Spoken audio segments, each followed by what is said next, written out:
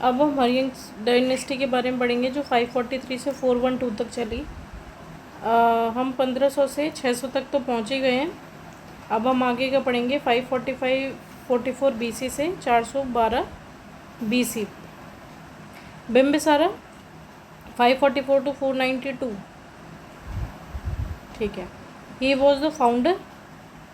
Magadh come in prominence under the leadership of Bimbisara. He is the contemporary of Gautam Buddha. Important, very important, very important कि ये contemporary था किसके, मतलब गौतम बुद्धा के समकालीन था। He married with the princess of Kosala, Kosala Devi, Lichchhavi Chellana और मद्रा, जो Khema daughter of Madra king. Help in expansion of their, expansion करने के लिए, अपनी ज़मीन विस्तृत करने के लिए, अपना राज्य दिखाने के लिए। तो उसने किस किस से मैरिड हुआ, कोशला से, कोशला देवी जो कोशला से, लिच्छिवी और मद्रा।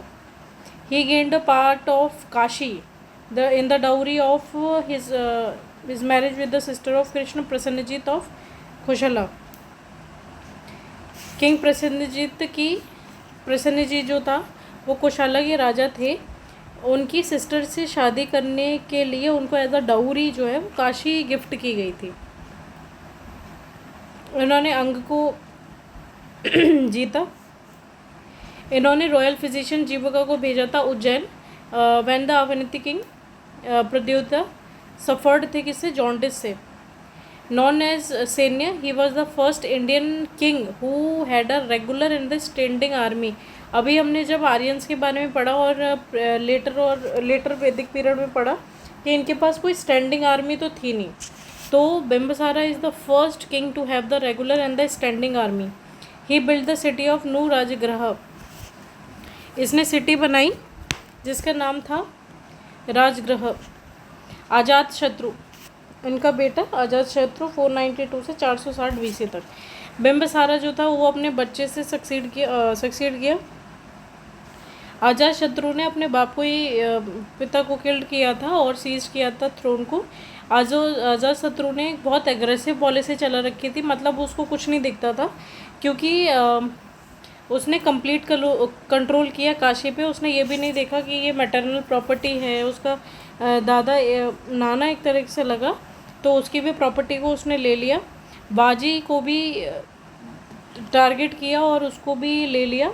The 3 things that played important role to defeat Vajji is Sunidha and Vatsakara जो था अजातशत्रु के डिप्लोमेटिक मिनिस्टर थे। कौन कौन से, सुनिधा और वत्सकार, जिसने जो बीज डाले थे डिस्कॉर्ड के बिटवीन द बाजीज। एंड राथमुसाला एक काइंड ऑफ चैरियट होता है जो कि अटैक करता है। और महाशिला कांतका जो कि एक वॉर इंजन था जो कि कैटापल्टेट करेगा बिग स्टोन्स को, मतलब रणनीति थी, मिलिट्री के थे ये। सुनिधि और वस्त्रकार ये डिप्लोमेटिक मिनिस्टर थे, रत्नमुसाला और महाशिलाकांतका। इन दिस वे काशी और वैशाली जो कि कैपिटल थी वाजी की वो अंडर आ गई मगध के। अब ये सबसे पावरफुल राज्य बन गया था। He build the fort of Rajagriha and watch fort of Jaladurga at a village called Patali on the banks of Ganga. ये इंपॉर्टेंट है, इसने बिल्ड किया था फोर्ट ऑफ राजगृह और एक वॉच फोर्ट भी था जलादुर्गा at a village called Patali on the banks of Ganga.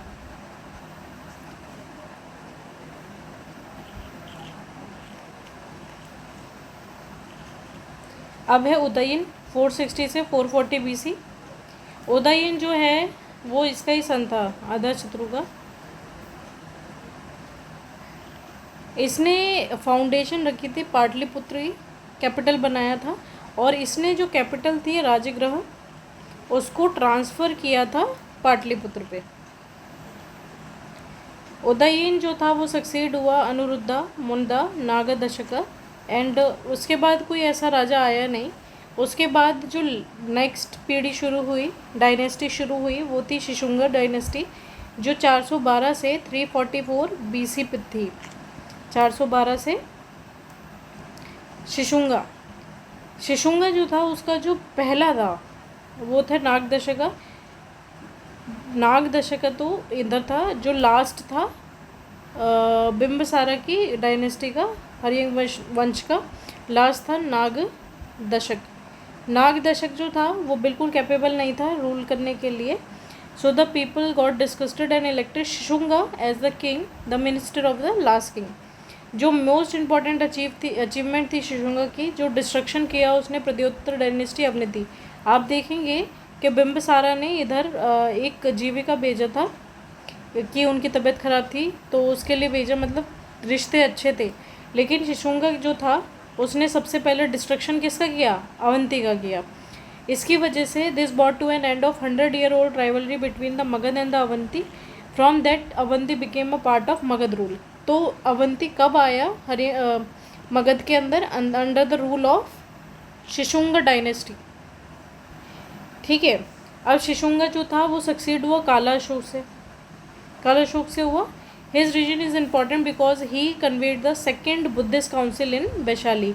Even जो काला अशोक है और उन्होंने जो कैपिटल थी वो क्या रखी थी? वैशाली। तो वो सेकेंड जो बुद्धिस्ट काउंसिल थी वो किस में थी? वैशाली में। तो शिशुंगा डायनेस्टी के 2 राजाओं के बारे में हमने पढ़ा कि नागदशक नहीं थे इसलिए शिशुंग को बैठाया। शिशुंग के बाद आया काला अशोक जिसे काकावर्ना भी कहा जाता है, और इन्होंने सेकेंड बुद्धिस्ट काउंसिल की थी इन 383। ये याद रखना है, 383 BC। नंदा डायनेस्टी सबसे लास्ट है। अब इसके बाद रॉयल डायनेस्टी आ जाएंगी सारी। 343 से 323 BC।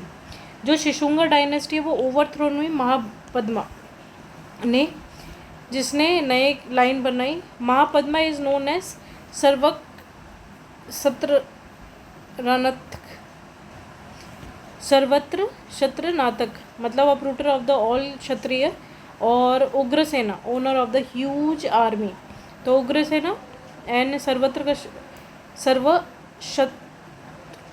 घातक, तो इसलिए 2 नाम दिए गए। जो पुराना था कॉल्ड महाचंद्मा एज इकरत। इकरत का मतलब होता है द सोल मोनार्क, मतलब इन्होंने क्या किया, पूरे जो एरिया था उसको अपने अंडर किया, इसलिए इनको अकृत कहा जाता था। He seems to have overthrown all the dynasty which rule at the time of Shishunaga. He often describe as the first empire builder of the Indian history. Most important, the first empire builder of the Indian history. और हम बिंबिसारा के बारे में क्या पढ़ते हैं? He is the first king who has a regular and a standing army. तो 2 चीज़ें हैं, अलग अलग चीज़ें हैं दोनों। अब जो महापद्मा है वो सक्सीड हुआ धनानंद से। धनानंद जो था वो लास्ट था। धनानंद को पॉसिबली आइडेंटिकल है अग्रमिस, ये भी इनका इसी का नाम है, और जेंड्रमिस ऑफ ग्रीक टेक्स्ट, मतलब इस तरीके के नाम ग्रीक टेक्स्ट में मिलते हैं इनके। तो अगर ये क्वेश्चन आता है कि अग्रमिस और जेंड्रमिस किसका नाम है, तो वो किसका नाम है? धनानंद का। It was during the ruler of Dhanananda the invasion of Alexander took place. Very important question कि कब एलेक्जेंडर का आना हुआ भारत की तरफ? 326 BC। According to the Greek writer सिक्रेस, Dhanananda commanded a huge army. अब आर्मी दी गई है। It was the might the Dhanananda the terror Alexander and stop his march to the Gangetic valley, मतलब वो आगे नहीं बढ़ पाया। नंदा डायनेस्टी 322 में ख़त्म हो जाती है। अब मौर्यन डायनेस्टी आती है जिसमें चंद्रगुप्त मौर्य जो थे वो उसके फाउंडर थे। तो अब आपको देखना है कि जब नंदा डायनेस्टी थी, मतलब अलेक्जेंडर आ रहा है, मतलब फॉरेन इन्वेजन आना शुरू हो गया। तो अब हम थोड़ा सा फॉरेन इन्वेजन देख लेते हैं कि इंडिया के अंदर तो यही था, लेकिन बाहर से अब हमारे यहाँ कौन कौन आना शुरू कर दिया। फॉरेन इन्वेजन में सबसे पहले आप देखेंगे इरानियन या पर्शियन इन्वेजन, क्योंकि वो पास के इलाके हैं तो आराम से आया जा सकता है। सेंट्रल एशिया से आर्यन आए थे। सबसे पहले ईरानियन और पर्शियन इन्वेजन में हम दारियस इन्वेजन को देखेंगे जो 518 BC में हुआ। हमने 422 पूरा किया ना, अब 323 तक आ गए हम, लेकिन ये बात है 518 BC की, यानी काफ़ी पहले की बात है। The Agamarian ruler of the Iran या Persia who expanded their empire at such time of Magadha prince took advantage of the political disunity in the northwest frontier of India. उन्होंने उसका ही एक किंग था, वो था Darius one, penetrated in the north west of India in 518 BC, और इसने पंजाब को, waste of Indus को, सिंध को अपने एरिया में ले लिया। This area constituted 20th province ये क्षत्रपी of Iran. The total number of province of Indian empire being 28, मतलब 28 में से 20 अपने अंदर कर लिया। और ये प्रोविंस वॉज द मोस्ट, और जो उसने अपने अंदर किया वो मोस्ट फर्टाइल एरिया था। तो इस तरीके से एम्पायर ने जो प्रोविंस को लिया तो 360 टैलेंट गोल्ड और रेवेन्यू मिला उसको। और ये जो इंडियन आयरन कॉन्टैक्ट था ये कम से कम नहीं तो 200 सालों तक चला। तो आप देख रहे हैं, तो इसलिए इम्पोर्टेंट हो जाता है कि पहले कौन आया। तो दारिस वन ऑफ ईरान या पर्शिया। इफ़ेक्ट्स क्या क्या हुए? It give an impetus to the Indian Iranian trade and commerce. Obvious है, इधर से उधर जा रहे हैं तो ट्रेड होगा। Through the Iranians the Greeks came to know about the great wealth of India. अभी आप देखेंगे कि उसने जो प्रोविंस लिया था नॉर्थ वेस्ट से, तो 28 में से 20 ले ली। अब 20 में से भी बहुत फर्टाइल लैंड है और उसने 360 टैलेंट गोल्ड लिया। तो ऑब्वियस है ये चीज़ देख के और लोग भी आएंगे। जैसे वासु डी गामा थे, जब वो यूरोप गए तो उनके पास इतना था कि उन्होंने अपना फ़ायदा 60% से भी ज़्यादा किया जब इंडिया का वो वेल्थ लेके यूरोप में गए।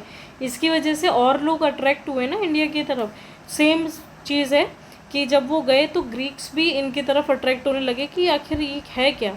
इसी की वजह से जो अलेक्जेंडर था उसने इन्वेजन किया इंडिया को। जो ईरानियन स्क्राइब्स थे brought into India a form of writing which came to be known as Kharosthi script. Very important, जो खरोष्टी स्क्रिप्ट है आप ना ये अशोका में पढ़ेंगे कि अफ़गानिस्तान की साइड यही स्क्रिप्ट चलेगी। तो ये जो स्क्रिप्ट है कहाँ से आई है? ईरान से आई है। और ये कैसे लिखी जाती थी? Right to left, like Arabic language right to left चलती है। ये हम कैसे लिखते हैं? लेफ़्ट टू राइट लिखते हैं ना, ये उल्टे लिखते हैं। Kharosthi script left to right to left होती है। अब हम आगे चलते हैं तो देखेंगे ईरान का जो इन्फ्लुएंस था मौर्यंस पे ऑन द स्क्रिप्ट्स क्लियरली दिखता है। वो specially in the bell shape capital. Iranian influence may also be traced in the preamble of the Ashoka edict as well as in certain word। तो मैंने बोला ना खरोष्टी स्क्रिप्ट दिखती है अशोका में, उसमें आएगा ये वर्ड। तो इसलिए देखने को मिलता है कि ईरान का बहुत इन्फ्लुएंस था इंडिया पे। अब मैकेडोनियन इन्वेजन या फिर हम कह सकते हैं अलेक्जेंडर का इन्वेजन कब हुआ? 326। यही एक अपने में एक लाइन याद करनी है कि कब हुआ था। तो 326 BC। In the 4th century BC the Greeks and the Iranians fought for the जो ग्रीक्स थे और ईरान ऑब्वियस है अपनी सुप्रीमेसी के लिए लड़ेंगे, क्योंकि जहाँ फ़ायदा दिखेगा तो जो जीतेगा उसी को सब मिलेगा। तो अलेक्जेंडर की लीड में वो जीते और उन्होंने ईरान के जो एम्पायर था उसको पूरी तरीके से ख़त्म कर दिया। अलेक्जेंडर ने अपने पिता फिलिप्स को सक्सीड किया था। ही देन ओनली फॉर जब वो 20 साल का था। From his very childhood he use to dream of world conquest, मतलब पूरे विश्व विजेता बनना चाहता था वो। As a primary step to conquer India the Kabul valley and the hill area of the north west was conquered and he reached Ohind near Attock in the 360, मतलब north west तक वो पहुंच चुका था जहाँ तक ईरान का रूल था। The ruler of Takshashila and Abhisara submitted the but Porus या पुरु कहते हैं, उसने रिफ्यूज़ कर दिया। मतलब आप समझे कि उसने इंडिया में आना शुरू कर दिया, लेकिन जो हरियाणा और पंजाब का ये जो एरिया है ना यहाँ पे पुरुष का था, तो यहाँ वो रुक गया था। Alexander then cross the Jhelum by a trick. Jhelum Indus की जो वो है, यहाँ से नहीं आती, ट्रिब्यूटरी है, वहाँ तक वो कर गया था। पूरा जो था वो defeated in the battle and that followed by Alexander treated him very generously for his bravery. और ये जो बैटल है जो पोरस और अलेक्जेंडर में हुई थी उसको बोलते हैं battle of Vitasta. Battle of Vitasta. अब वितास्ता किसको कहते हैं? अभी हमने सारी पढ़ी वितास्ता, इट्स नॉट टेस्टी, तो हम क्या करते हैं चीज़ों को झेलते हैं। तो Vitasta is the name of river Jhelum. ऐसे ही जो 10 राजा युद्ध हुआ था वो कौन सी रिवर के किनारे हुआ था? परुषा किसको कहते हैं? रावी नदी के किनारे। तो ये 2 बैटल हमें याद रखनी है कि कौन कौन सी नदी के किनारे हुई थी, बहुत इंपॉर्टेंट है। बैटल ऑफ वितस्ता या मॉडर्न झेलम, ठीक है, और इसको ग्रीक्स में हाइडेस्पिस कहते हैं। नेक्स्ट, इंडिया हमेशा अपनी डिसयूनिटी की वजह से ही हारा है, नहीं तो कोई हम पे राज नहीं कर पाता। After a brilliant victory of the Shakala the great forces breach the बीस, अब उसने झेलम कवर किया, अब वो बीस तक आए, लेकिन Alexander had to return from the place as जो सोल्जर थे वो रिफ्यूज़ हो गया कि अब नहीं चल सकते, क्योंकि कब से लड़ रहे हैं वो, बहुत टाइम हो गया ना। आफ्टर मेकिंग एडमिनिस्ट्रेटिव अरेंजमेंट, उसके बाद वो बेबीलोन पहुंचता है 323 में, और जहाँ पे वो 33 साल की उम्र में, सिर्फ 33 साल की उम्र में वो डाई कर जाते हैं। तो 20 साल की उम्र में उन्होंने राजगद्दी संभाली अलेक्जेंडर ने, और 33 साल की उम्र में ही पास्ड अवे। तो उम्र कितना जिए वो ज़रूरी नहीं, कैसे जिए वो ज़रूरी है। इफ़ेक्ट्स क्या हुए अलेक्जेंडर के इन्वेजन के? By opening up both the land and the sea route between India and the Europe, it brought both them closer. Obviously Europe, अब सेंट्रल एशिया से यूरोप तक का रास्ता इंडिया के लिए साफ था, वेदर इट्स लैंड रूट और sea route. Indirectly this invasion made possible the establishment of Indo Bactria and the Indo Parthian state which in later state considerably influenced Indian architecture. Gandhara script आएगी, मतलब जो future हुआ उसका बहुत बड़ा impact था कि पास्ट में ये सब हुआ। तो इन्वेजन थे उसने आई ओपनिंग भी थी वे कि एक यूनिफाइड एम्पायर चाहिए। जो डेट था invasion of the Alexander is the first reliable data date in the early history and considerably help us in solving chronological difficulty. मतलब जो डेट्स थी ना इन्वेजन की, वो पहली बार सही से दिखे तो पता चलता है कि हाँ तब हुआ था, नहीं तो लगभग ही चीज़ें चलती हैं। अब हम बात करते हैं रिलीजियस मूवमेंट की, 600 से 400 BC। 600 से 400 BC कई सारे रिलीजियस मूवमेंट हुए, जिसमें सबसे ज़्यादा strongest is the Buddhism and the Jainism movement, ठीक है, जिसको पीरियड ऑफ सेकेंड अर्बनाइजेशन भी कहते हैं इसको। या फिर सबसे पहले क्या कॉज थे कि ये रिलीजियस मूवमेंट उठे और इतने ज़्यादा फेमस हुए? जो वैदिक फ़िलॉसफी थी, आपको पता है जब लेटर वैदिक पीरियड हम पढ़ रहे थे जिसमें आर्यंस वगैरह आ गए थे, लेटर आर्यंस वैदिक पीरियड को, तब जो कई सारे यज्ञ होने लग गए थे, तो वो जो यज्ञ थे वो बहुत ज़्यादा कॉम्प्लिकेटेड होने लगे थे। अब कॉम्प्लिकेटेड हुए तो ब्राह्मण्स का बहुत ज़्यादा वर्चस्व बनने लगा। अब ब्राह्मण का वर्चस्व बनने लगा तो जिसकी वजह से और जो थे उनमें जैसे वैश्य शूद्रास ये जो थे क्षत्रिय, इनको बहुत इन्फीरियर फील होता था। तो यही एक रीज़न था, जो रिलीजियस थे, वैदिक रिलीजन था वो बहुत कॉम्प्लेक्स था, जिसकी वजह से सुपरस्टिशियस डोगमास रिचुअल्स बहुत ज़्यादा फैल गए थे।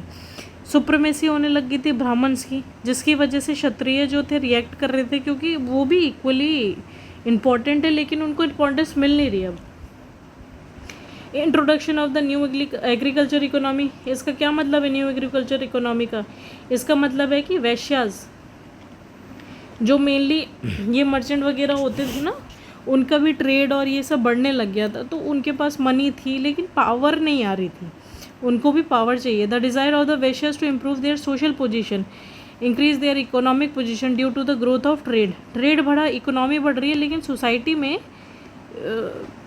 वो धाक नहीं जम रही। तो इसीलिए जो क्षत्रिय थे, वैश्यास थे, इन सबको इक्वल राइट नहीं मिल रहा था, बस एक ही की पूछ थी, वो थी ब्राह्मण्स। तो इस वजह से और लोगों में भी बहुत ज़्यादा अच्छा नहीं था, क्रिटिकल थे सब। तो इसीलिए एक नया रिलीजियस मूवमेंट आया जिसने ये बताया कि ऑल आर इक्वल, और आप छोटे नहीं हैं किसी से, ऑल आर जस्ट इक्वल। तो जहाँ पे लोगों को ये लगता है कि वो पीछे नहीं है, वो बिल्कुल बराबर है, तो वो ऑब्वियस है कि उसके साथ जुड़ेगा। क्रिटिकल लोग तो किसी को भी नहीं पसंद होते। बुद्धाज लाइफ, सबसे पहले गौतम बुद्धा जो कि फाउंडर है बुद्धिज़्म के, वो बॉर्न कब हुए? 563 BC में। इम्पॉर्टेंट कब हुए? 563 BC on a Vaishakha Purnima at Lumbinivana, जो कि रुक्मिणी देवी डिस्ट्रिक्ट है नेपाल में, in the Shakya Kshatriya clan. देखो ये क्षत्रिय क्लैन के थे, Shakya Kshatriya clan.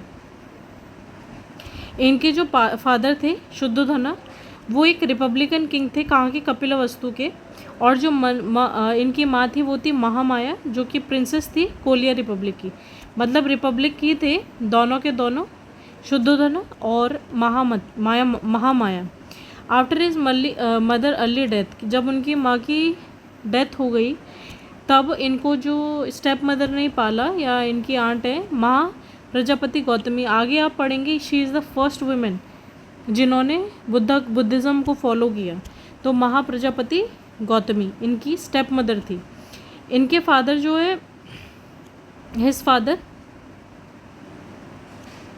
Married him at a early age to Yashodhana, princess थी from where he had a son of Rahul. अब बुद्ध जी की जो थी उनकी शादी हुई यशोधरा से। सो यशोधरा जो है वो इनकी वाइफ है, और इनका इनसे एक बच्चा हुआ जिसका नाम था राहुल। तो बुद्धा, यशोधरा, राहुल, महाप्रजापति गौतमी, शुद्धोधरा, महामाया, ये 4-5 नाम लिए हैं। फोरसाइट, एक बार क्या हुआ, ये अपने महल से निकले हैं और काफ़ी कोशिश की गई कि उनको कोई गलत चीज़ ना दिखे, लेकिन इनको 4 चीज़ें उस टाइम दिखी। एक बूढ़ा आदमी, एक बीमार आदमी, डेड बॉडी और एस्थेटिक, मतलब तो ये एक टर्निंग पॉइंट था उनके करियर का। वो बनेंगे तो राजा ही, लेकिन उन्होंने ये सब चीज़ें देखी तो उनको आज तक पता ही नहीं था कि बूढ़ा आदमी क्या होता है, डेड बॉडी क्या होती है। तो उन्होंने उसकी पूरी लाइफ को शिफ्ट किया। एट द एज ऑफ 29 साल की उम्र में उन्होंने अपना घर छोड़ दिया ये सब देख के। और इसी चीज़ को कहा जाता है Mahavishvakarma, great going forth and becoming a wandering aesthetic. तो इसके बाद वो जंगल में निकल गए। उनके घर को छोड़ने को क्या कहते हैं? महाविश्वकर्मा, ग्रेट गोइंग फोर्थ। ये मीनिंग भी आ जाता है कि क्या बोलते हैं, ग्रेट गोइंग फोर्थ बोलते हैं। उसके जो पहले गुरु थे वो थे अलारकलमा, जो कि शाक्य फिलोसोफर थे, जहाँ से उन्होंने मेडिटेशन की टेक्निक सीखी, ध्यान की। उनके जो नेक्स्ट टीचर थे वो थे उदारका रामपुत्र। तो 2 गुरु हैं, अलारकलमा और उदारका रामपुत्र। उसके बाद एट द एज ऑफ 29 से अब 35 पे वो आ चुके हैं। Under a peepal of tree Uruvela Bodh Gaya. कहाँ पे? उरुवेला बोध गया में भी उरुवेला के नीचे, on the bank of Nirjana modern Falgu river. अब ये एक रिवर का नाम है निरंजना किसका नाम है? फाल्गु रिवर का, जहाँ पे उन्होंने निर्वाणा अटेंड किया। Nirvana is for enlightenment. After 49 days of his continue now he has fully enlightenment. और उनको तब बुद्धा या तथागत कहा गया। ठीक है, तो निर्वाणा जब उन्हें एनलाइटमेंट मिली, और उसके 49 डे के बाद बुद्धा जो थे वो बुद्ध बने, और तथागत उनको, या फिर तथागत कहते। तो ये भी आ सकता है कि इसका क्या मतलब है, इसका क्या मतलब है, कहीं से भी क्वेश्चन पूछ रहे हैं ना। अब आगे पढ़ते हैं। बुद्धा ने जो अपना पहला भाषण दिया या समन दिया वो सारनाथ में दिया, जो डियर पार्क के टू हिव 5 डिसिप्लिन, और इसी को धर्मचक्र परिवर्तन कहते हैं, turning of the wheel of the law, Dharmachakra Parivartan. वो 80 साल की उम्र में पधार गए। 483, हमने अभी क्या पढ़ा? 463 से 483। तो आप कैसे याद करेंगे? 5 4 6 का बना दो 8, 3 तो 3 है, 563 to 483। कहाँ पे प्रस्थान हुआ उनका? कुशीनगर में। और इसी को महापरिनिर्वाण कहते हैं, फाइनल ब्लोइंग आउट। तो अब हम उनकी ग्रेट इवेंट ऑफ लाइफ देख लेते हैं, और सिंबल्स भी देखेंगे, सिंबल्स भी आते हैं। और बिहार के एग्ज़ाम में तो बहुत ही आते हैं क्योंकि बिहार में ही हुआ ना। तो जन्म उनका बर्थ लोटस या बुल से दिखाया जाता है। महाविश्वकर्मा जब उन्होंने घर वर सब छोड़ दिया उसको कहते हैं हॉर्स पे। निर्वाणा जब उन्हें एनलाइटमेंट हुई बुद्ध ट्री के नीचे। धर्मचक्र परिवर्तन जब उन्होंने पहली बार अपने संबंध दिया उसको कहते हैं व्हील। और महापरिनिर्वाणा इज स्तूपा। तो इस तरीके से 5 हैं, ये याद होनी चाहिए। कंथका, कंथका जो है वो उनके हॉर्स का नाम है। चन्ना जो है उनके चैरियटर का नाम है। देवदाता जो है बुद्ध के कज़न है। सुजाता एक फार्मर की डॉटर है who gave him rice and milk and बोध गया सुजाता। और जो बुद्ध जी के दूसरे नाम है जैसे गौतम कहते हैं, गौतम तो है ही है, गौतम बुद्ध है ना, और सिद्धार्थ भी कहते हैं इनको, और शाक्य मुनि भी कहते हैं, कुछ भी कह लो, शाक्य क्लैन कहते हैं शाक्य मुनि। सिद्धार्थ उनका चाइल्डहुड का नाम है, गौतमा उनके क्लैन का नाम है, इसलिए गौतम बुद्ध कहते हैं। अब बात करते हैं doctrines of Buddha. Chatvari Arya Satyani, 4 noble truth. Chatvari is means 4। Essence of Buddhism, life full of sorrow. बिल्कुल सही बात है, life is full of sorrow. Life जो है वो दुखों से भरी हुई है। सबम दुखम, लेकिन इस सॉरो का कुछ कारण है। दुख समुदाय, कुछ कारण है कि हमारे पास दुख क्यों है, और ये दुख कम होना चाहिए, बिल्कुल बंद होना चाहिए, जिसको बोलते हैं निर्वाण हो गए थे ना वो। तो ये जो दुख है ये ख़त्म होना चाहिए, उसको निर्वाण कहते हैं। और इसी के लिए एक पथ पे चलना होता है जिससे ये जो सारे दुख हैं ये सब मिट जाए। उसी पाथ का नाम है अष्टांगिक मार्ग। ठीक है, तो इन्होंने चतवारी आर्य सत्यानी दी। लाइफ पूरी दुखों से भरी है, लेकिन कुछ कॉज है उस सारे दुखों का, इसको रुकना चाहिए, और रुकने के लिए हमें एक पाथ फॉलो करना चाहिए, उसी को कहते हैं अष्टांगिक मार्ग। तो ये 4 चीज़ें दी उन्होंने। Pratyaya Samutpada is also known as Hetuvada, theory of cause and effect, and Kshanabhangavada, theory of इनपरमानेंस।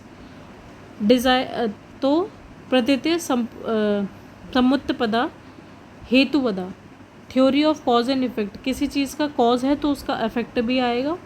और एक इन्होंने दी शंखभंगा वदा, मतलब हर चीज़ बहुत टेम्परेरी है।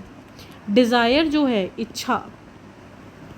इच्छा जो है वो दुखों का कारण है। इच्छा इज़ डायरेक्टली प्रोपोर्शनल टू दुखों का कारण। द अल्टीमेट एम जो है लाइफ की वो है निर्वाणा। निर्वाणा मतलब दुखों का ख़त्म हो जाना। और वो दुख कैसे ख़त्म होंगे, इसका क्या मतलब होता है, लिबरेशन होना from the cycle of birth and death. ये जन्म मरण का जो ये साइकिल चल रही है ना, ये जब ख़त्म हो जाएगी तब हमें सुख मिलेगा, और उसी सुख को निर्वाणा कहते हैं। और ये जो निर्वाण है ये तभी मिलेगा जब हम इस दुख से बाहर निकलें। अब बात आती है अष्टांगिक मार्ग कि क्या पाथ पे चले कि हमें पता चले कि हम की निर्वाणा की पोजीशन आए। अष्टांगिक मार्ग होता है 8 फोल्ड पाथ। राइट ऑब्जर्वेशन, हमेशा जो ऑब्ज़र्व करना है वो बिल्कुल सही करना है। डिटर्मिनेशन बिल्कुल सही होना चाहिए, आपके विचार सही होने चाहिए, आपके एक्शन सही होने चाहिए, आपका खान पान लाइवलीहुड तरीका बिल्कुल सही होना चाहिए, एक्सरसाइज सही होनी चाहिए, मेमोरी सही होनी चाहिए, और मेडिटेशन सही होना चाहिए। तो हमने क्या क्या पढ़ा, observation, right observation, right determination, right speech, right action, right livelihood, right exercise, write memory and right meditation. Observation, determination, speech, action, livelihood, exercise, memory and meditation. और इन्होंने एक चीज़ और दी, मध्य मार्ग। मध्य मार्ग तो हमेशा ही होता है, मैन को हमेशा कभी भी एक्सट्रीम्स में नहीं पड़ना चाहिए, हमेशा उन्हें एक मध्य मार्ग अपनाना चाहिए। ना बहुत ज़्यादा कंफर्ट होनी चाहिए, ना बहुत ज़्यादा दुख और वो होना चाहिए, बीच का मार्ग अपनाना चाहिए। 3 रत्न या 3 ज्वेल ऑफ बुद्धिज्म। धर्म, ध्यान और समाधि। धर्म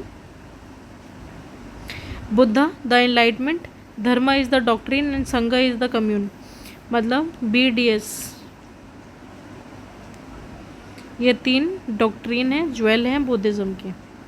अब हम काउंसिल ही पढ़ते हैं कि काउंसिल कौन कौन सी हुई। देखो 4 काउंसिल हुई।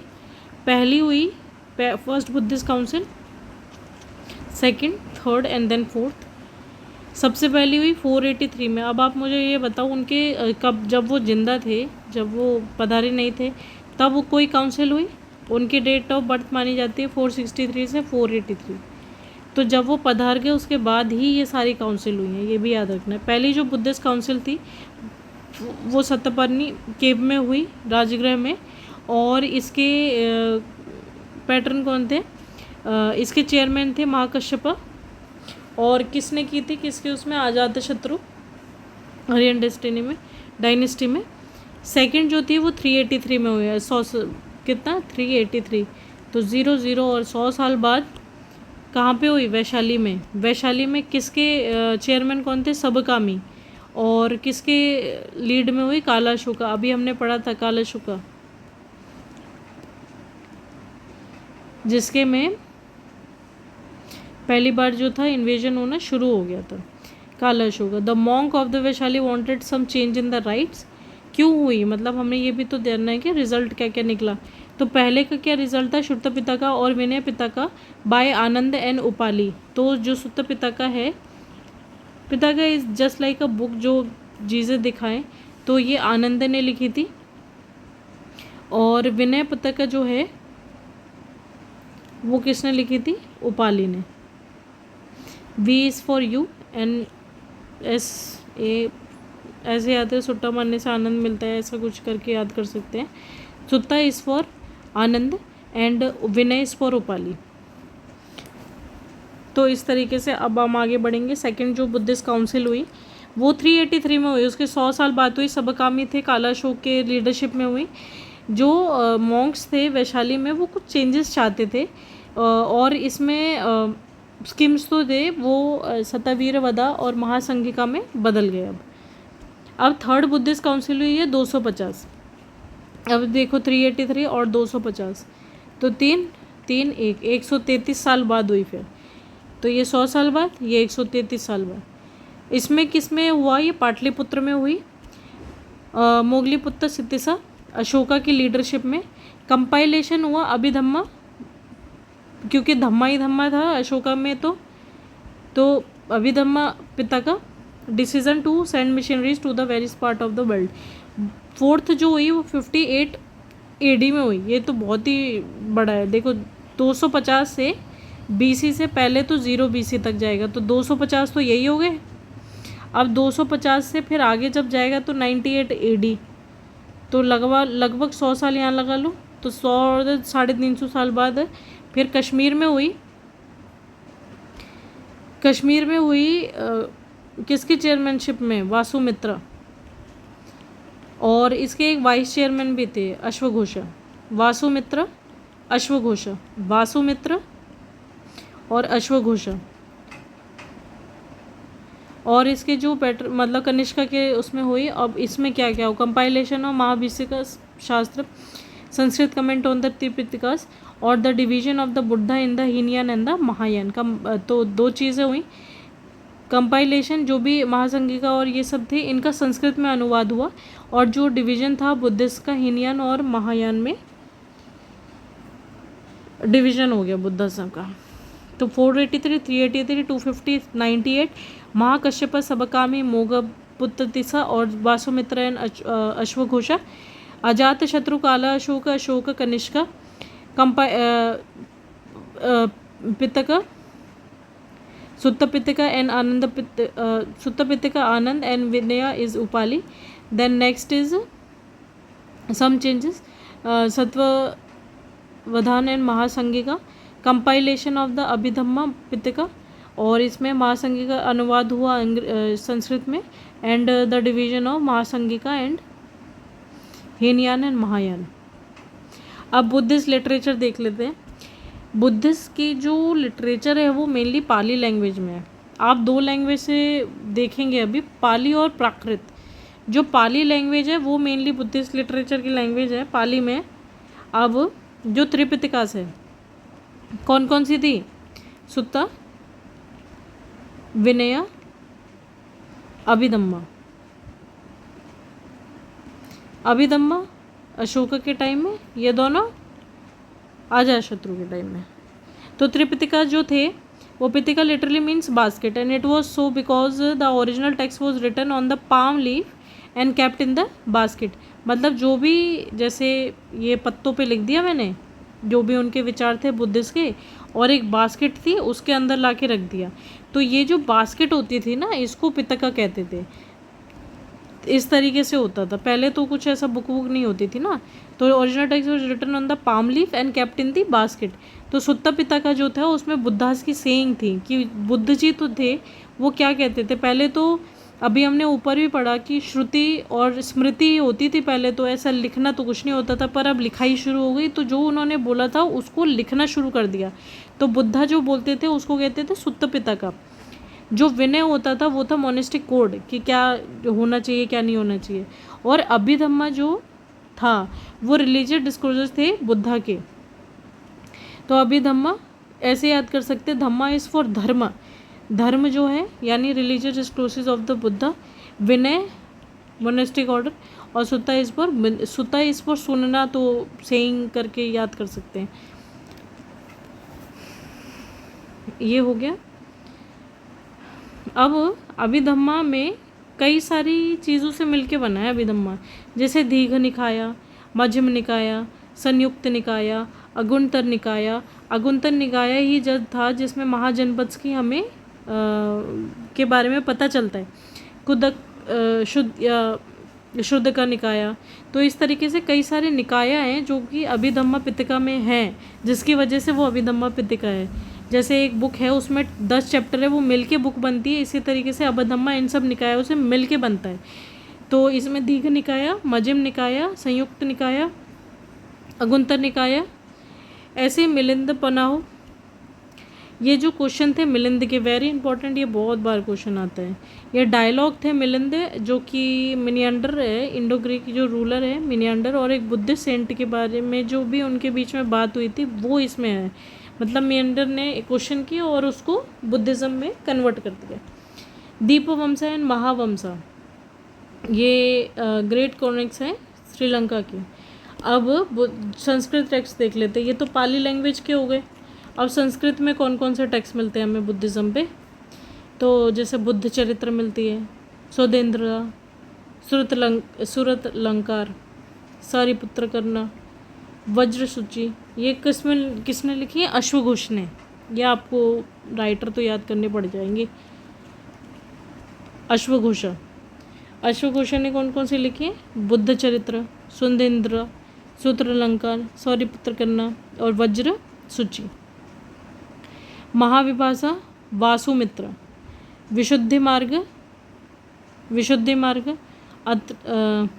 अतकते, समनगाल वंशिनी, ये बुद्ध घोषा ने लिखी है। और द मध्यमेका करिका एंड प्रजना परिमिता करिका, ये नागार्जुन ने लिखी है। तो इस तरीके से ये सारे क्या हैं? संस्कृत टेक्स्ट हैं। एक बार रिवाइज करते हैं। बुद्ध चरित्र सौदेंद्र, सूरतलंकार, सौरिपुत्र करना, वज्र सूची, ये सारे किसने? अश्वघोषा ने। महाविभाषा शास्त्र वासुमित्र ने। विशुद्धि मार्ग अत्रिकथयन और समुद्रवंशिनी बुद्ध घोषा ने। और मध्यमेका करिके और प्रजना परिमिता करिका, ये नागार्जुन ने। तो करिका आया तो नागार्जुन, और बाकी सुमंग वंशनी, अत्र कथयन और विशुद्धि मार्ग बुद्ध घोषा ने, और बाकी तो ठीक है। सेक्ट देख लो। अब हीनयान और महायान के बारे में पढ़ेंगे। अब हीनयान जो है वो लेसर व्हीकल है, मतलब ये पहले का है, महायान बाद में आया। अब लेसर व्हील जो है, it is follower believe in the original teaching of Buddha. मतलब ये जो ओरिजिनली बोला था ना, जैसे सेकंड जो आया था उसमें कुछ चेंजेस चाहते थे, लेकिन जो चेंजेस नहीं चाहते थे वो थे हीनयान, और जो चेंजेस चाहते थे वो चाहते थे महायान। तो दो में बट गए ये। तो ओरिजिनल टीचिंग में बिलीव करते थे, इंडिविजुअल सल्वेशन में बिलीव करते थे, सेल्फ डिसिप्लिन और मेडिटेशन से। ये किसी आइडल की वर्शिप नहीं करते थे बल्कि सिर्फ मेडिटेशन करते थे। पाली लैंग्वेज का यूज़ करते थे। इसको सदर्न बुद्धिज़्म रिलीजन भी कहा जा सकता है क्योंकि साउथ में बहुत फेमस था, जैसे श्रीलंका, बर्मा, सियान, थाईलैंड, ये इन सब में हीनयान फेमस है। अब इसके भी 2 सेक्ट बन गए, हीनयान के भी, वैभाषिका और स्वतंत्रिका। कौन से? वैभाषिका एंड स्वतंत्रिका। तो हीनयान के भी 2 सेक्ट बने। अब Mahayana is the greater wheel. It follower believed in the heavenly less of the Buddha, कि वो हेवन में है। ये अपने साथ साथ औरों का भी साल्वेशन चाहते थे। They believed in the idol service, idol worship, और ये ना संस्कृत लैंग्वेज में बिलीव करते थे। इसको नदन बुद्धिज़्म रिलीजन भी कहा जाता है क्योंकि मेनली नॉर्थ में फेमस है, जिसमें चाइना, कोरिया, जापान आते हैं। अब इसके भी 2 सेक्ट हो गए, मध्यमेका या शून्यवदा, जिसके फाउंडर कौन है? नागार्जुन, और योगाचर विनयवदा, इसके थे मैत्रेयीनाथ एंड उसके डिसिप्लिन, मतलब उन्हीं के वो शिष्य असंग। तो इस तरीके से हम देखते हैं कि हीनयान के 2 सेगमेंट, वैभाषिका, स्वतंत्रिका, और यहाँ पे 2 सेक्ट कौन कौन से बने महायान के? मध्यमेका, शून्यवदा नागार्जुन, योगाचार और विनयवदा मैत्रेयीनाथ एंड हिज डिसिपल असंगा। अब आगे चलते हैं। वज्रयान जो है अब वो तीसरा आया। Believe in the salvation could be best attain by acquiring the magical power, मतलब तंत्र मंत्र में विश्वास करते हैं ये। और इनकी जो चीफ डेटी है वो तारा है। तारा आज भी प्रैक्टिस होती है, देखा है। बुद्धिस्तवा का मतलब होता है वो लोग जो लोगों को हेल्प करते हैं साल्वेशन में, उनको बोलते हैं। तो बुद्धिस्तवा 6 तरीके के हैं। वज्रपानी क्या है? ये दे आर लाइक इंद्र।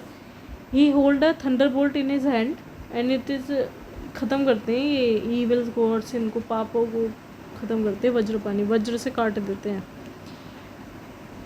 अवलोक शिवरा, ये जो लॉर्ड हैं, ये the lord who looks down and called Padmapani, the lotus bearer, kind hearted. Manjushri जो है वो अंडरस्टैंडिंग की देवी। He too also holds a book describing 10 Paramita, spiritual perfection. Maitreya is the future Buddha के आगे आने वाले। और क्षितिगर्भ गार्जियन है ये। और अमिताभ और अमितायुषा बुद्धा है हेवंस के। तो वज्रपानी क्या है? Like Indra he hold a thunderbolt. Avalokeshvara जो काइंड हार्टेड है, लोटस पकड़े हुए है। मंजूश्री जो बहुत अंडरस्टैंडिंग है, आप ऐसे याद रखें, मंजूश्री एक लड़की जो मंजूश्री जो भी है बहुत अंडरस्टैंडिंग है, स्पिरिचुअल परफेक्शन है। मैत्रेय जो है, मैत्री होगी आगे चल के, तो बुद्धा फ्यूचर बुद्धा। क्षितिगृह जो घर में रहते हैं तो घर में प्रोटेक्ट करते हैं ना गार्जियन, तो गार्जियन क्षितिगृह। और अमिताभ ऐसा समझें कि बहुत पैसा है ना तो सीधा हेवन में मिलेगा, ऐसा करके कुछ याद कर सकते हैं। Amitabha is the Buddha of heaven. Kshitigarbha, Maitreya, Manjushri, Avalokeshvara, Vajrapani. अब कहाँ कहाँ ये मिल जाते हैं थोड़ा सा देख लेते हैं, बस लोकेशन कभी कभी पूछ लेता है। तो जैसे Lumbini, Bodh Gaya, Sarnath, Kushinagar were the 4 places of event of Buddha's life. Kushinagar में इन्होंने प्राण त्यागे, लुम्बिनी में इनका जन्म हुआ, बोधगया में एनलाइटमेंट मिला, सारनाथ में सबसे पहले इन्होंने अपना वर्ष दिया, और कुशीनगर में इन्होंने अपने प्राण त्यागे। First sermon and the death took place. अब इनको भी 4 प्लेस तो यही हो गई, और 4 और जोड़ दिए हैं, श्रावस्ती, राजगृह, वैशाली और संकष्य। ये जो 8 प्लेस हैं ये बहुत होली प्लेसेस मांगी जाती हैं। अष्ट स्थाना बोलते हैं जिनको। कौन कौन सी? लुम्बिनी, बोधगया, सारनाथ और कुशीनगर। और यहाँ पे देखेंगे तो श्रावस्ती, राजगृह, वैशाली और संकष्य। श्रावस्ती, राजगृह, वैशाली और संकष्य। श्रावस्ती, राजगृह, वैशाली और संकष्य, RSSRV। श्रावस्ती, राजगृह, वैशाली और संकष्य। ठीक है। अदर सेंटर जो बुद्धिज़्म के हैं उनको हम कह सकते हैं, जैसे अमरावती, नागार्जुनकोंडा हो गए जो कि आंध्र प्रदेश में, नालंदा बिहार में, जूनागढ़ और वेलाबी गुजरात में है, सांची और बरहुत MP में है, अजंता इलोरा महाराष्ट्र में है, धौलागिरी उड़ीसा में है, कन्नौज, कौशाम्बी और मथुरा UP में है, जगदला और सोमापन्नी कहाँ पे, वेस्ट बंगाल में। बुद्ध के आर्किटेक्चर के बारे में देखें, स्तूपा जो होता है वो एक तरीके का ऐसा होता है जहाँ पे रिलिक्स रखी जाती हैं। चैत्य is for the chant hall, prayer hall. तो चैत्य को आप चैंट से याद रख सकते हैं। C is for she. Vihara is for घूमना ना, घूमते हैं तो हम जहाँ रहते हैं residence, vihara. Nalanda, Buddhist university. Nalanda university में आप अगर देखेंगे तो जो नालंदा यूनिवर्सिटी है वो बिहार में किसने इस्टेब्लिश की थी, वेरी इंपॉर्टेंट, कुमारगुप्ता फर्स्ट। उदंतपुरी भी बिहार में है, गोपाला ने। विक्रमशिला बिहार में, धर्मपाला। विक्रम जो है वो बहुत धर्म से चलता है, ऐसे याद करें। सोमापुरी वेस्ट बंगाल में, धर्मपाला। जगदाल बंगाल में, रामपाला। वल्लाभी गुजरात में, भद्रका। ठीक है। तो हमने क्या क्या याद किया, नालंदा बिहार में, कुमारगुप्त, उदंतपुरी भी बिहार में, गोपाला, विक्रमशिला और सोमापुरी ये बिहार में, ये नॉर्थ बंगाल में, धर्मपाला, जगदाला, रामपुरा और बेल्लाभी, भद्रका। बिम्बिसार अजातशत्रु ने इन्हें फॉलो किया। प्रसेनजीत कौशल्या के थे, उन्होंने इनको फॉलो किया। उदयन जो वत्स के थे उन्होंने किया। प्रद्योतन ने किया। अशोका ने किया। दशरथ ने किया। मिलिंद ने किया। कनिष्का ने किया। हर्षवर्धन ने किया। गोपाला, धर्मपाला, रामपाला भी हम देख के ही आए हैं। अशोका जो था वो ग्रेट पैट्रन था बुद्धिज़्म का, और थर्ड काउंसिल भी इसी के टाइम पे हुई थी। Comprising of his son Mahendra and his daughter Sanghamitra, इनको भेजा गया था प्रचार प्रसार के लिए। जो कनिष्का है वो उसने 4th बुद्धिस्ट काउंसिल कराई थी and sent mission to the China, Korea, Japan, जो महायान जो है ना वो। पाला और Bengal and Bihar were the last pattern of the Buddhism. अब बात करते हैं जैनिज़्म की। Now moving toward Jainism. Jainism में हम समझेंगे जैनिज़्म और बुद्धिज़्म किस तरह एक दूसरे से अलग थे। जैनिज़्म में, जैन ट्रेडिशन में मेनली 24 तीर्थंकर को बोला जाता है। जो पहले थे वो थे ऋषभदेव और जो लास्ट थे वो थे महावीर। इनके थोड़े सिंबल्स याद रखने पड़ते हैं। जैसे जो ऋषभ है उनका सिंबल था बुल, और जो महावीर थे उनका था लायन। तो इस तरीके से दो तो ये याद करने हैं। ठीक है। और अच्छा होगा कि एक अजीतनाथ का कर लें, एलिफेंट का, और पार्श्वनाथ तो करने ही करने हैं। नेमिनाथ, ब्लू लोटस, बस बहुत है। अब क्या है, विष्णु पुराण और भागवत पुराण में ऋषभ जो हैं उनको बोला जाता है, ऋषभ जो हैं ये जो पहले हैं उनको ऐसा बोला जाता है कि ये नारायण के अवतार थे। जो नेम है 2 तीर्थंकर के, ऋषभ और अष्टनेमि, वो ऋग्वेद में पाए जाते हैं। कौन कौन से, ऋषभ और अरिष्टनेमि। ये रहे अरिष्टनेमि। काउत्शल इनका क्या है, सिंबल है। तो ऋषभदेव और अरिष्टनेमि जो हैं इनको ऋग्वेद में पाया जाता है। हिस्टोरिकली 22 ही थे, लेकिन फिर पार्श्वनाथ बड़े और एक महावीर बड़े। जो पार्श्वनाथ थे वो थे प्रिंस थे बनारस के, जिन्होंने अपना राज्य सब छोड़ दिया।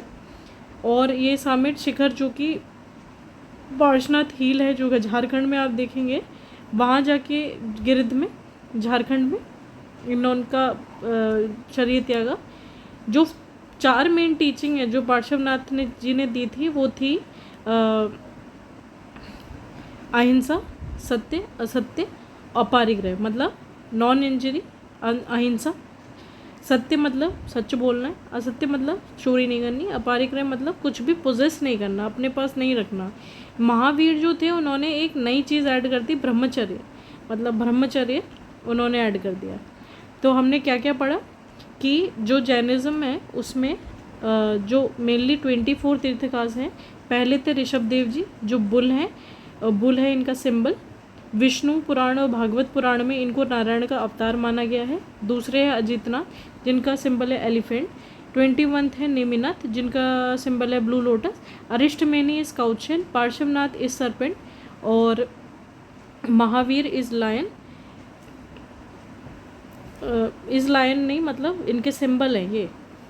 जो पार्श्वनाथ जी हैं वैसे 22 ही थे, लेकिन पार्श्वनाथ जी ने अपना पूरा घर बार छोड़ के वो झारखंड में सामिट शिखर पार्श्वनाथ में जाकर उन्होंने अपना शरीर त्यागा। और मेनली इनकी 4 टीचिंग थी, अहिंसा, सत्य असत्य, अपारिग्रह, और महावीर जी ने एक और लगा दी, ब्रह्मचर्य। महावीर जी की लाइफ के बारे में देखते हैं। इनका जन्म हुआ 540 BC में। अब आप देखेंगे कि 563 BC और 540 BC इधर हुए बुद्धिज़्म, जबकि 540 में कौन हुए, जैनिज़्म। ठीक है, थोड़े दिनों के बाद। कहाँ पे इनका जन्म हुआ, कुंद्रगामा जो कि वैशाली में है, बिहार में। इनके जो पिता थे वो थे सिद्धार्थ जो कि हेड थे जातक क्षत्रिय क्लैन के। अब और इनका जो क्लैन था वो वजी था जो वैशाली में था। और इनकी जो मदर थी वो थी त्रिशला, वो जो सिस्टर थी चित्तिका की, जो किंग थे वैशाली के। तो अगर हम बुद्ध जी से जो गौतम जी हैं उनसे के देखें तो उनका कहाँ था, लुम्बिनी जो नेपाल में था। ये कहाँ है, कुंदग्रामा, वैशाली, बिहार में। इनके पिताजी का नाम है सिद्धार्थ, उनकी ना शुद्धोधना। ये जातक का क्षत्रिय के थे, वो शाक्य क्षत्रिय के थे। इनकी माँ का नाम था त्रिशला, उनके नाम था महामाया। और आगे इनकी जो शादी हुई वो किससे हुई, यशोदा से, उनकी हुई यशोधरा से। तो थोड़ा थोड़ा ही अंतर है, ठीक है। और इनके जो डॉटर हुई थी अनुजा, प्रियदर्शनी, और इनके जो हस्बैंड थे जमिले, जो कि पहले डिसिप्लिन बने महावीर के। इनके दामाद जी जो थे वो ही पहले डिसिप्लिन मतलब इनकी आगे बढ़ाया, शिष्य बने। At the age of 30 Buddha ji 29 पे। After the death of his father he renounced his family, छोड़ दी लाइफ और ब्रह्मचर्य के जीवन जीने लगे। ही वॉज अकेम्ड बाय माँ काली गौशाला, जो कि लेटर उन्होंने अपना दूसरा गण वो शुरू कर लिया जिसको आजीविका कहते हैं। तो Gosala is the founder of Ajivika sect. Important, very important, very very important. As the age of 42 मतलब 30 और 42, जबकि बुद्ध जी 29, 35। तो 42 पे इन्होंने साल ट्री के नीचे Jammi Kagrama on the bank of river of Riju Palika Mahavir ने केवल्य अटेंड किया, जबकि बुद्धिज़्म ने क्या अटेंड किया, निर्वाणा। यहाँ क्या अटेंड हुआ, केवल्य यानी सुप्रीम नॉलेज। केवल वही जन है जिनको सुप्रीम नॉलेज है, ऐसे करके याद कर सकते हैं। तो at the age of 42 at the in sal tree के नीचे Jambi Kagrama on the bank of Riju Palika. Buddhism ने कौन सी रिवर के पास किया था, निर्वाणा, निरंजना, जो कि फाल्गु नदी को कहते हैं। ये क्या था, रिजुपालिका। जो महावीर ने जिस रिवर के नीचे किया वो था रिजुपालिका। और इनको क्या कहा गया, केवल्य।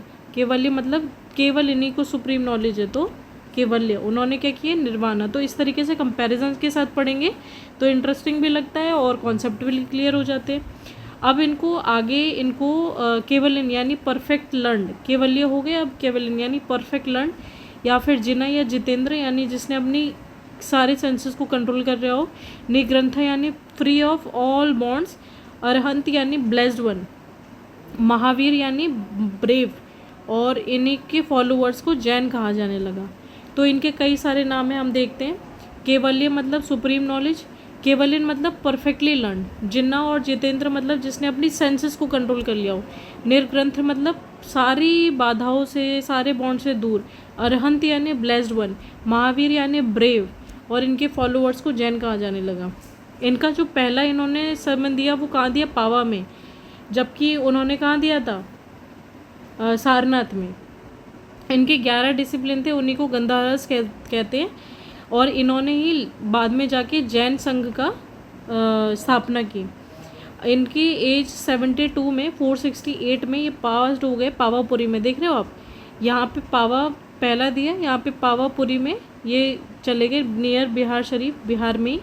सुधर्मा वो only one of the 11 Gandharva who survive after the death of Mahavir. मतलब महावीर के टाइम पे या तक 10 तो चले गए, बस एक सुधर्मा ही था जो बचे थे उनके मरने के बाद। ठीक है, चलो पहला समन पावा में, और जब वो चले गए कहाँ, पावापुरी में, और सुधर्मा इकलौता उनका डिसिप्लिन था, गंधारस। इनके भी 3 रत्न थे, उनके कौन से थे, धम्मा संगा जो था उनका, वो भी 3 थे, है ना। ठीक है, त्रिरत्न जैसे हम यहाँ देखेंगे ना, ये बुद्ध धर्म संघ, ऐसे इनके थे। बिल्कुल कंपैरिजन के साथ ही पढ़ना चाहिए। Triratna, right faith, right knowledge, right action, Samyak karma, सम्यक जना, सम्यक श्रद्धा। मतलब राइट फेथ किस में, फेथ किस में रखना है, तीर्थकाल में, वो जो बोल रहे हैं ठीक बोल रहे हैं। Right knowledge, knowledge of the Jain creed. कर्म सही रखना चाहिए, practice of the 5 vows of the Jainism, उनके जो उन्होंने जो 5 वोज लिए थे उसी को करना, वही कर्म है। अहिंसा, सत्य, असत्य, अपारिग्रह, ब्रह्मचर्य। Type of knowledge, type of knowledge में हम करेंगे ये जो नॉलेज है ना, दूसरा जो है उनका, इसको तो नॉलेज क्या है, मति जना, perception through activities of sense organ including the mind. श्रुत जना, नॉलेज रिवील्ड बाय स्क्रिप्चर्स। अवधि जना, चर्यवत परसेप्शन। महापर्य जना, टेलीपैथिक नॉलेज। केवल जना, टेम्पोरल नॉलेज और ओमनिसेंस।